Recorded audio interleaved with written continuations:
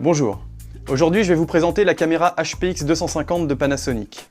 La HPX250 est la première caméra de pointe qui inclut un enregistreur de qualité master. Vous avez désormais à portée de la main l'AVC Intra 50 et l'AVC Intra 100. L'AVC Intra 100 est un codec H.264, Intra-Image, Full HD 1920-1080, 422 10 bits à 111 mégabits par seconde. De plus, la HPX250 inclut tous les codecs historiques de Panasonic. Le DV, le DVC Pro, le DVC Pro 50 et le DVC Pro HD. La HPX250 présente un tout nouveau bloc optique de 18 lentilles asphériques qui couvre la plage de focale la plus importante du marché. Du grand angle 28 mm au téléobjectif 616 mm. C'est la première fois qu'une caméra de point est équipée d'un zoom de 22 fois. Et c'est la première fois aussi que Panasonic intègre sur une caméra légère son système de compensation des aberrations chromatiques, dit CAC. Ce système permet d'éliminer la quasi-totalité des aberrations chromatiques formées par les lentilles en les compensant électroniquement. Le capteur est désormais un capteur tiers de pouce Trimos Full HD 3 x 2,2 millions de pixels. Les progrès effectués sur la technologie CMOS, et notamment notre technologie ULT, Ultra Luminance Technology, permettent aujourd'hui d'avoir un capteur MOS avec la même sensibilité qu'un capteur CCD, de taille identique, mais à une résolution très supérieure. Ce capteur a été aussi spécialement conçu pour corriger les effets du rolling shutter.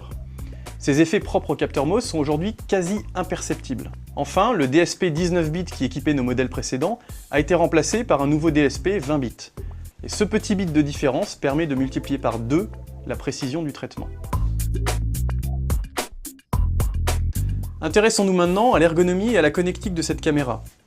Notez tout d'abord le nouvel emplacement pour la batterie, qui va déplacer le centre de gravité de la caméra vers la poignée, ce qui lui donne un très bon équilibre et lui évite de pencher du côté opposé. La caméra HPX250 dispose de 3 bagues séparées. Une bague de point, une bague de zoom, une bague d'iris. 3 filtres neutres, un quart, un 16e, un 64e. 4 touches utilisateurs. Des réglages de blanc et de gain traditionnels. Et ici, une molette qui va vous permettre de régler la vitesse d'image du mode Varicam sans avoir à rentrer dans les menus.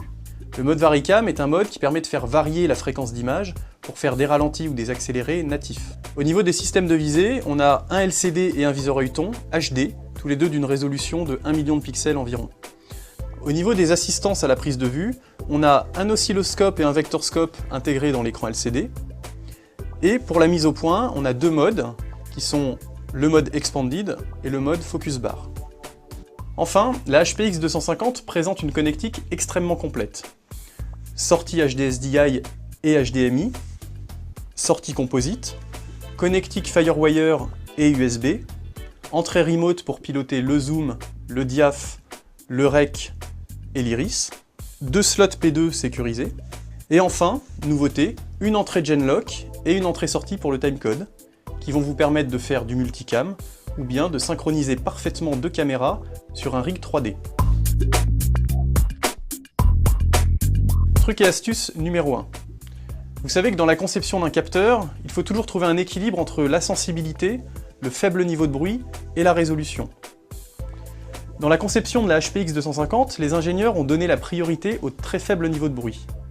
Cependant, ils vous ont aussi donné la possibilité de modifier ce réglage usine à l'aide d'un menu caché qui va permettre de donner la priorité à la sensibilité. La sensibilité de votre caméra va passer de F8 à F11 tout en gardant un niveau de bruit le plus bas possible. Pour ouvrir ce 12e menu caché, il faut maintenir appuyé le bouton Disp Mode Check, puis appuyer sur le bouton Menu. Le menu numéro 12 apparaît, option menu, et dans ce menu, il faut passer du PAP Filter type 1 au PAP Filter type 2, et ensuite redémarrer la caméra. Truc et astuce numéro 2. Si vous filmez une cérémonie, il est probable que de nombreux flashs d'appareils photo se déclenchent. À cause du rolling shutter des capteurs MOS, ces flashs vont apparaître sur des moitiés d'image, ce qui est très gênant lors de la relecture ou en post-production. La fonction FBC, pour Flash Band Compensation, va vous permettre d'éliminer ce défaut en temps réel. Pour activer la fonction FBC, il suffit de l'affecter à une des touches User de la HPX250.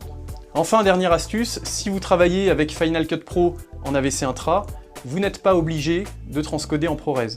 Vous pouvez travailler de manière native en AVC Intra. Il vous suffit d'utiliser les plugins AVC Intra Décodeur et AVC Intra Encodeur for Compressor. Ces plugins sont téléchargeables gratuitement sur notre site panasonic-broadcast.fr. La HPX 250 est d'ores et déjà disponible. Comme toutes les caméras P2, elle bénéficie d'une garantie de 5 ans et d'un service de réparation sous 5 jours avec prise en charge sur site. Son prix public est de 4 990 € hors taxe.